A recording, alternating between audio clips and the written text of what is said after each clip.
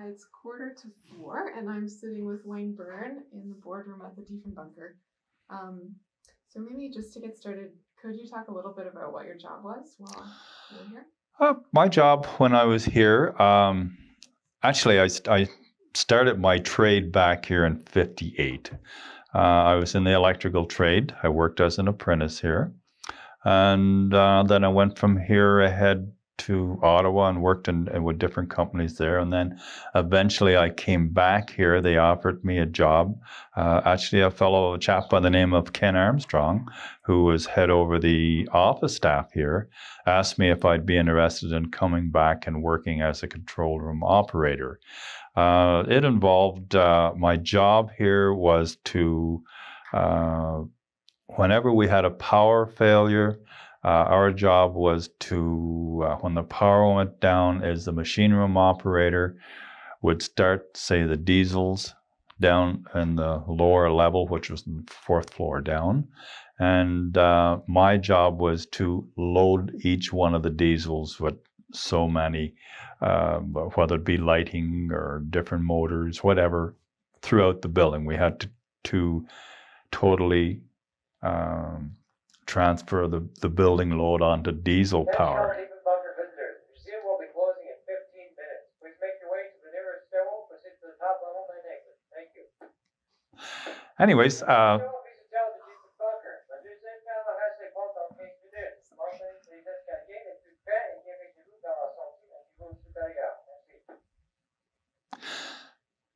I guess he's done now, eh? Anyways, when the power would come back online, we would know when the power was back online. What we'd do then is shut the transfer the building power then back onto hydropower, and everything would be back to normal again, type thing. And that was mainly our main job, was to make sure that we had to have power because of, there was the communications that needed power at all times, and our job was to make sure we had these generators in shape, running properly.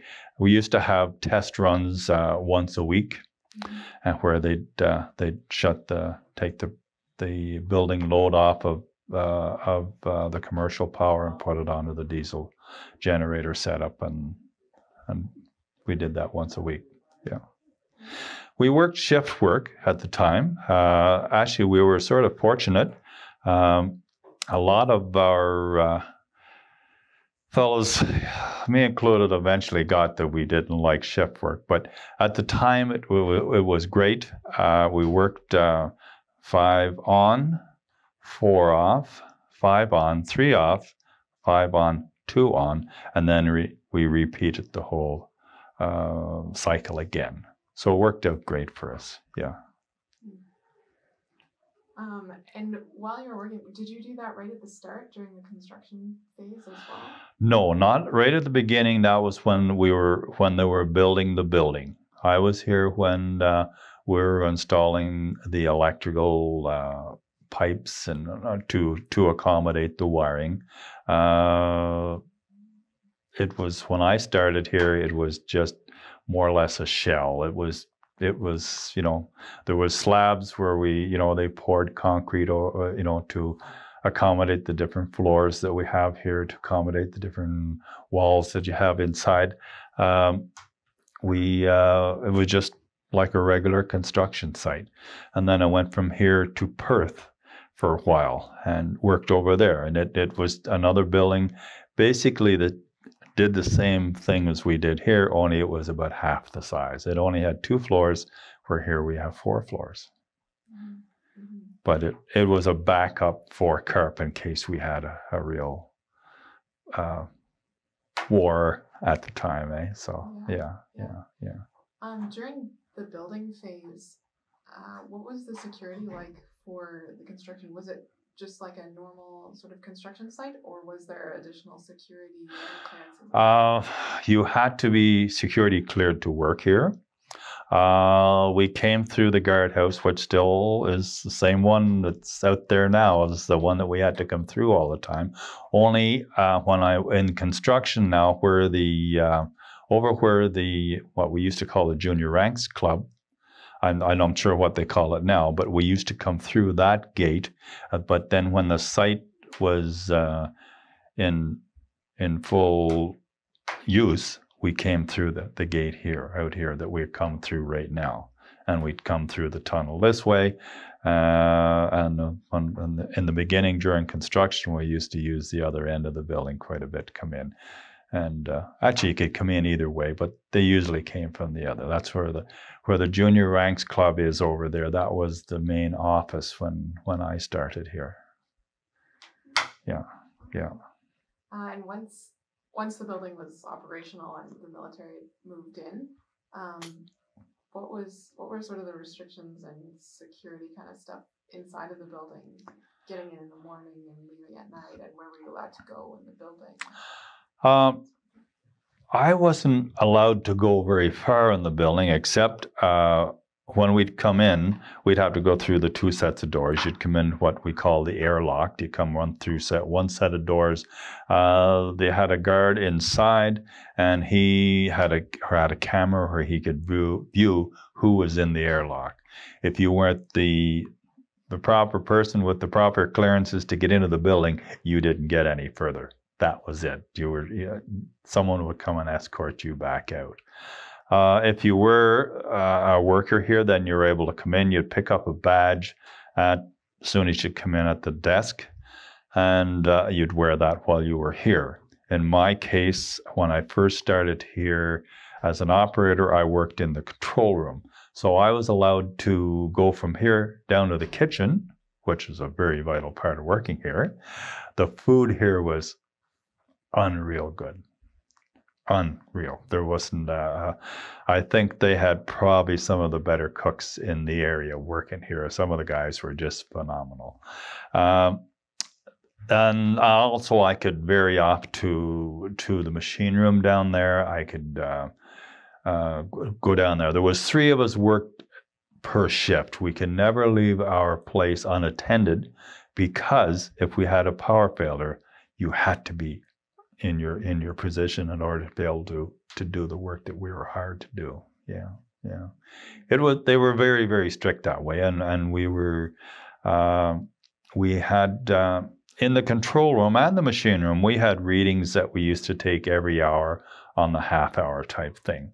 And we had a shift supervisor who would check all these readings and just to make sure that all the equipment was running at the proper temperature, or there were cycling at the proper temperature. And if there was a problem with some of the machinery, the alarm would go off in the control room.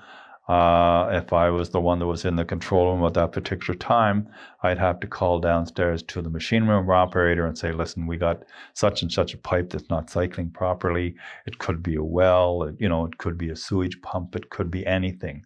It could be just a smoke alarm someplace or something that was, but we'd have to go and check it out, rectify it, and make sure everything was running back to running normally. Mm-hmm. But that was one of the reasons why they, especially in the early stages, they had tradesmen here, because we had to have knowledge of, what the problem could be. We didn't always know what the answer was, but in most cases, we were able to fix it. Or if we weren't able to, we would bring in the maintenance staff and they would fix it, because there was always someone on call all the time. Mm-hmm. Mm-hmm. And you worked separate of the military employees? Yes. The only time we would have anything really to do with the military is lunchtime, though we'd all ate together down in the cafeteria. If there was a special visitor to come into the building, yes, he would be given a tour. We'd have to sort of say what our job was, what was expected of us, and we were expected to be able to answer any of the questions that he might ask, referring to the building type thing. Yeah. Do you remember any special visitors in particular that came through? Not really. There were when they were brought in. they go by our room. Sometimes whoever brought them in, whatever person was their escort, they would maybe just come into the control room, machine room, and give them a tour on their own of that particular area. In some cases, they'd ask us, all dependent who was, escorting them about. Otherwise, we just stepped back and the military sort of took over. Yeah. Yeah. And what about the other employees? I mean, you touched on it a little bit, but the other employees at the bunker, what did you feel the social atmosphere was between you and maybe the military employees and you and the other civilian staff? I personally had no problem with any of the military. I guess most of my career, as I say, back from 58 right through till I retired in 93, has always been, I'd say, most of my career was with D&D. I did work for companies like Comstock in Ottawa, Falco Electric, and a small little company by the name of Zorn Electric at one time. And my experiences with D&D were great. They treated me well. I don't have a problem with them at all. Well, I think they really tried to make our life here pleasant. If there was a social function of anything, we were always invited. So we were made feel part of the whole operation. There was always jokes, you're just a civvy, that sort of thing. But that happens in all bases. And I mean, we had a few names for them too. I won't bother mentioning them. They weren't bad, mind you, but to me, it was a great experience to work here for me. But I enjoyed the job. It was stressful at times because whenever you had a power failure, it was sort of like, especially the first time where I had one, it was sort of like, I don't know, I've never had a heart attack, but nothing could go wrong. Like, there was no room for mistakes. You had to know what you were doing. And it was sort of, it was nerve-wracking the first 2 or 3 times. But after you had a few test runs and a few, especially the real power failure where we had a humongous storm outside and all of a sudden everything would just go black, it was a shock to the system. It really was. And it affected some of the fellows more so than others. And but no, we all worked well together as far as I am concerned. I didn't have any problems with. I used to work with an older chap when I came here by the name of Morse Schreiber. He was, I guess, he was sort of known as a sort of a father to everyone. This guy was, when he worked here, he would probably be in his 60s. And I was in my, 20s. So I felt like I was under his wing, and he was very good. He worked both positions prior to me coming here. So I was sort of fortunate to get to work with him. And I worked with him for a few years, and he was just a great guy to work with. And there was other guys like Frank O'Hara, and he was another operator here. Now, both these guys have passed, but both super guys, good guys to work with. Yeah. Did the power go out often here at the bunker? No, not really. We had, you have your stormy seasons. And, if there was sometimes, if, we had say an electric storm or something outside, sometimes if the storm was really bad, before it affected here, we would transfer everything over, start up the diesels, and we'd transfer the building load onto diesel power. And that way, we didn't have to worry. When the storm was over, we would just reverse everything back to normal again type thing. Yeah. Because I imagine it would be pretty dark in here without power. You don't realize how dark is till you're in here and the power goes out. Like, it's so black, you see nothing, like nothing. But we always had, a very minimum light, enough so that we could light up, our panels would all light up and be on 12 volts. So we would be able to, we had a few minutes, just to get everything back on power. But it was, at times, as I say, it was exciting. Like, it was nerve-wracking. But some of the I guess one of the nice things about here is you could come in and you could always get a good meal here. And I guess some of my favorite meals that I can remember would be in sometimes halfway through the shift, or in the midnight shift, there'd be the cook downstairs, and there could on there'd be a few people on, but if I wasn't able to, say, go down for dinner or something, we used to, if you started at 12, you'd be able to go for dinner around 4 o'clock in the morning, and then you'd leave at 8. But sometimes what the cook would do, instead of me having to go down to the kitchen, he'd call me up and say, "Wayne, your dinner is on the elevator," and we'd flip over to the elevator, bring our dinner up, and it could be a big steak, and the whole. It was super. They never ever did serve wine, but we weren't able to have that anyways. But on social events, we sure had all the wine and beer we wanted. But no, during working hours, we were well looked after. And everybody, everybody sort of worked together. It was a job that had to be done, and there was really no room for error. You couldn't have error. You had to be up. Attention all Diefenbunker Museum visitors. The museum will now be closing. Please make your way to the nearest stairwell and proceed to the top hall and exit. Thank you. Attention, visiteurs de Diefenbunker. Vous savez, non, maintenant. Votre escalier de culturel et visitez la sortie au niveau supérieur. At least they're over. Right. When you think about your general experience at the bunker, do you have any favorite stories of sort of maybe funny things that happened, or?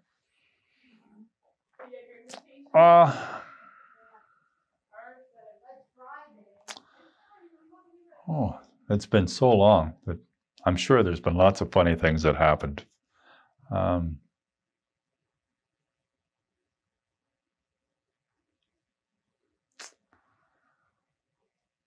I can't really think of anything that really was super funny. I know when we used to go to over to the what we used to call the junior ranks, there was lots of funny things happened over there. They had they had costume parties. They had nights for the guy with the craziest or costume on or whatever. There was lots of funny things like that happen. I guess, and this is not really funny, but when they would have a New Year's Eve party over there, the cooks, well, they always had great music. Sometimes, a lot of the time, they had a live band in, and we'd all be able to come with our wives. But I guess the main thing that the people used to talk about was the food, because they'd have. I don't think you'd find anything in the city of Ottawa like it. The cooks that we had here were super, and on special events, they went out of their way. Like, it'd be nothing to have 2 or 3 different meat dishes. There'd be all kinds of desserts, all kinds of salads, you name it. The sky was the limit.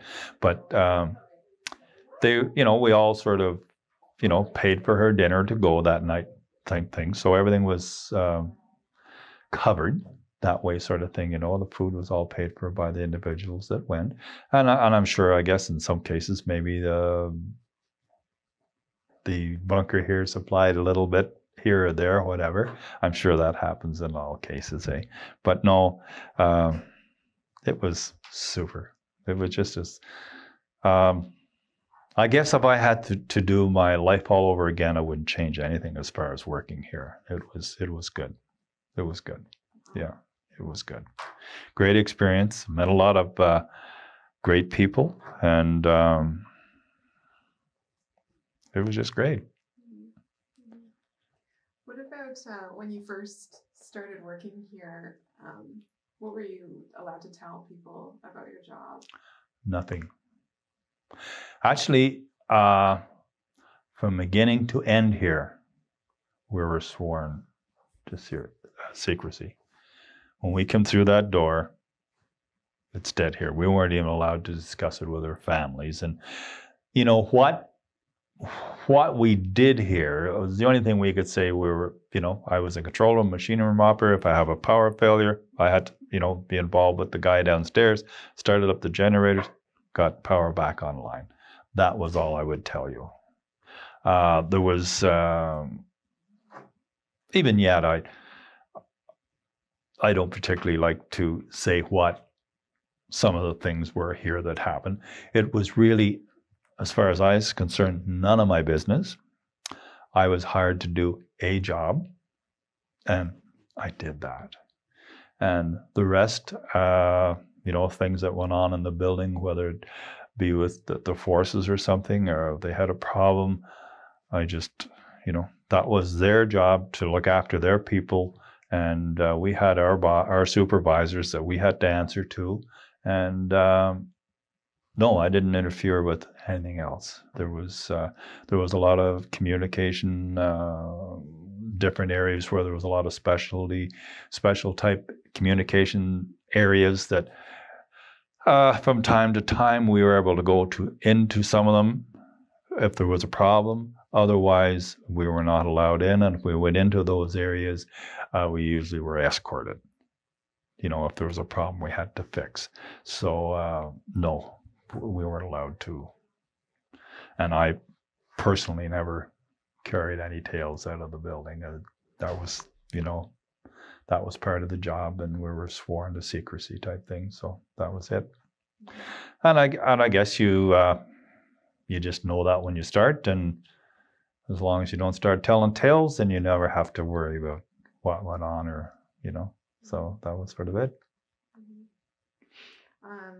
How did you feel about the rule about not being able to bring your family in, generally speaking, and then in the case of an emergency? That was a bit of a shock to the system. I knew I couldn't. But at the same time, when I accepted the job, I knew that would be the situation. That was all explained to us. We were here to do the job that we had to do, that we were expected to do, and we were told if we were called in, we had to come in. We're I guess whatever law you want to call it, or under oath, that we said we'd come in, and that was it. And I would have had to come in. You'd have to have preparations made for your family before you come in with some of your own relations or something.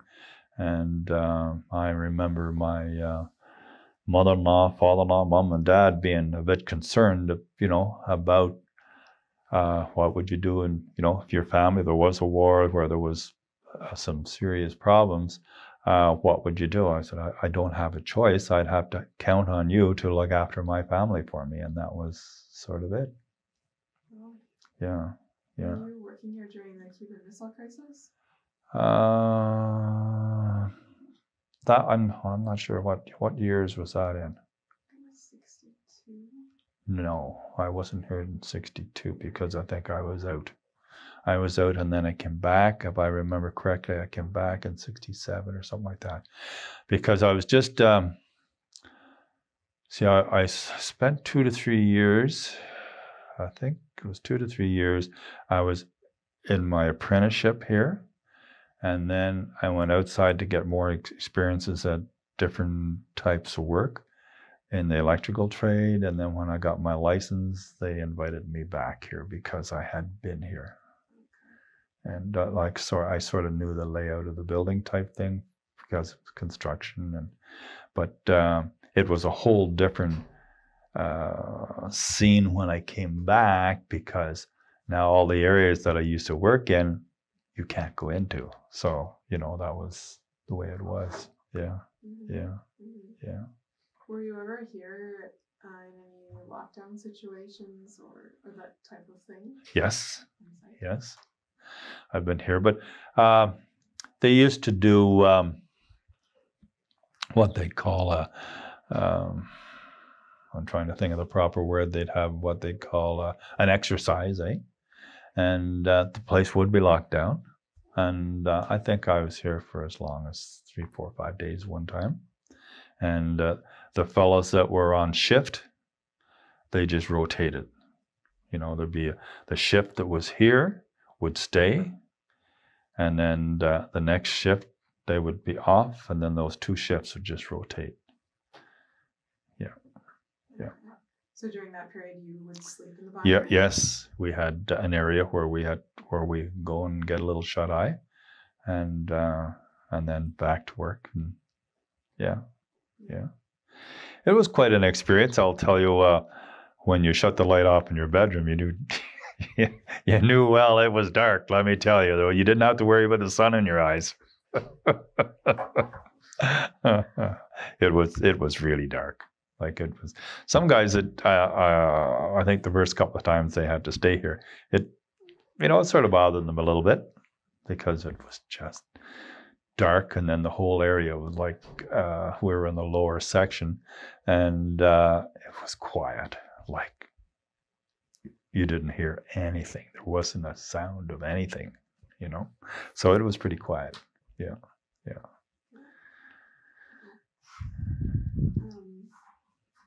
And sort of during the period when you were working in the bunker, and maybe particularly earlier on, did you ever have any sort of anxiety that a general emergency would occur, some sort of nuclear attack maybe, or that kind of thing? I felt very secure being here. I never really worried about it too much, because we felt secure. So I don't think any of us really felt we had anything to really worry about, because when the place was built, it was, the walls, the ceilings are humongously thick. The amount of steel that went in these walls and stuff, it'd just blow your mind. It's just unreal. Yeah, the walls are extremely thick. And I can remember when they were building it, the steel that would go into these walls, and then they, pour the cement in it. It's just unreal, phenomenal, just unreal.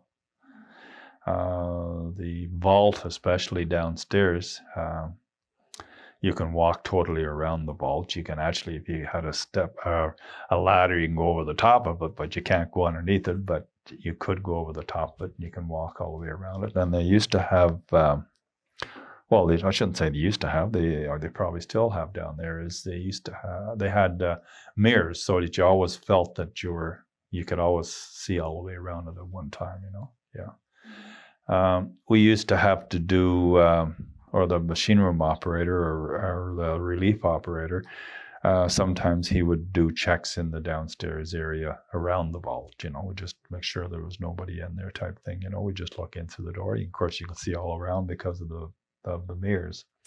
And then with the military police, sometimes they'd be there, and then you'd do it with them type thing, just nothing better to do. And they were always pretty good guys. Yeah.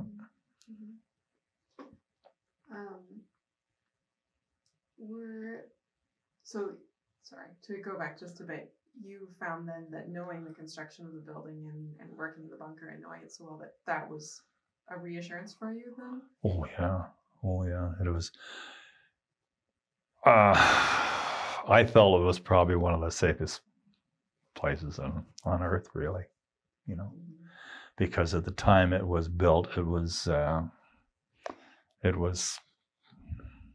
talk of the land type thing. It was extremely well built. Yeah. What about people outside? Did they ever have any concerns that would come up in conversation? Yeah, there used to be a lot of tales around. People would, they'd say, Wayne, do they really have a tunnel from there to Ottawa to the Parliament buildings? There used to be all that, and they'd be asking that sort of thing, and of course there wasn't, but there was communication lines that went to Ottawa and then from here to Perth, and so Perth was a backup for here type thing, and so there was that aspect of it. But people used to ask, "Did they have a plane in there?" Somebody said we had a plane down here, and all this sort of good stuff, and they'd always have somebody would always have a wise tale that they heard that there was this or that or the other thing, But they no, there was a lot of people, a lot of gossipy people around, But we never really told them much, except I might say no. How could you have a plane and it's a small area, But outside of that, that was it, sort of thing. Yeah. And just generally speaking more about the Cold War, do you remember any sort of the more significant news stories or media hype from the period that stand out to you? I guess it was Diefenbunker's deal with this place. That's why it's called a Diefenbunker. But no, I can't tell you really very much about that, except it was John Diefenbunker that more or less got this thing rolling, and it was conservative government that sort of got her going. Yeah. Did you feel like Canada had much of a role to play in the Cold War?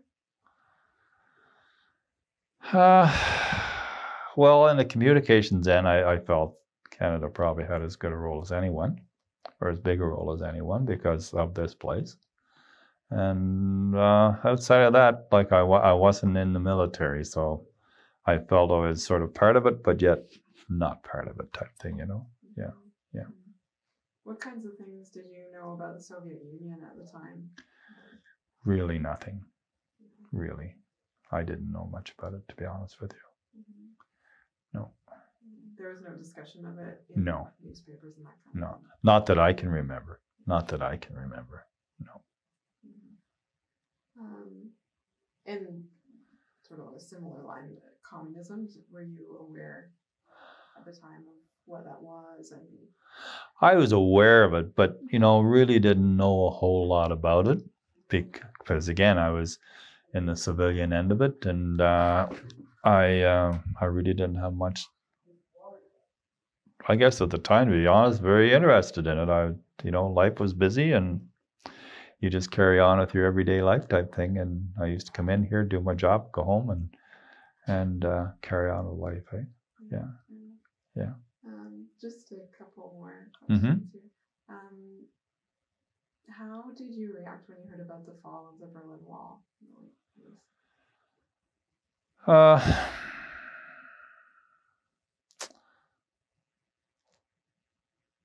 I can't really,